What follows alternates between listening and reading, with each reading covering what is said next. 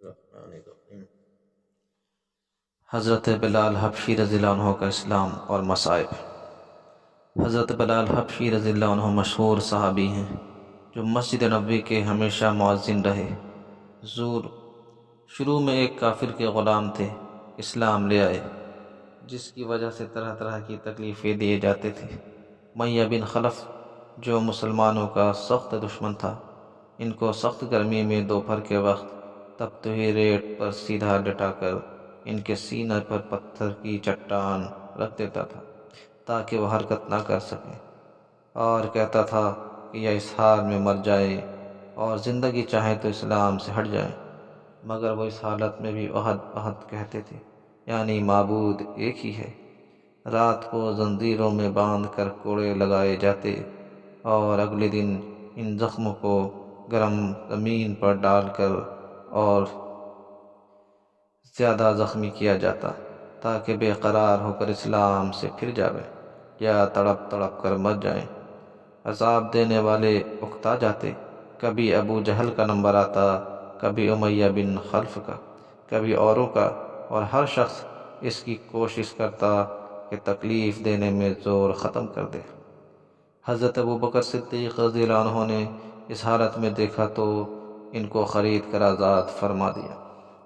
فائدہ: چونکہ عرب کے بت پرست اپنے بتوں کو بھی معبود کہتے تھے، اس لیے ان کے مقابلہ میں اسلام کی تعلیم توحید کی تھی، جس کی وجہ سے حضرت بلال رضی اللہ عنہ کی زبان پر ایک ہی ورد تھا۔ یہ تعلق اور عشق کی بات ہے۔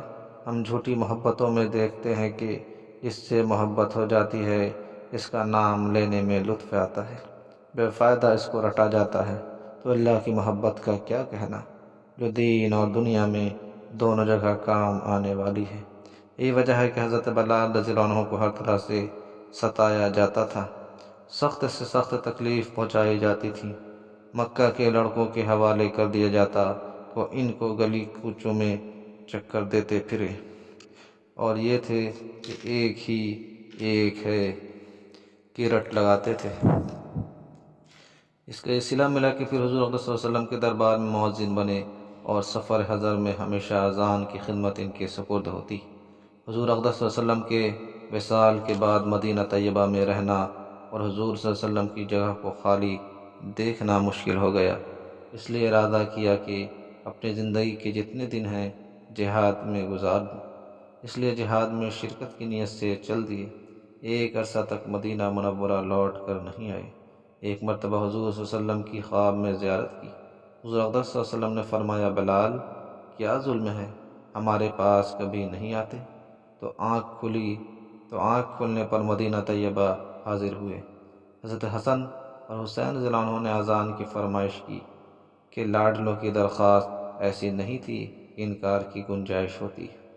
اذان کہنا شروع کی اور مدینہ میں حضور اقدس صلی اللہ علیہ وسلم کے زمانے کی اذان کانوں میں پڑھ کر کہرام مچ گیا۔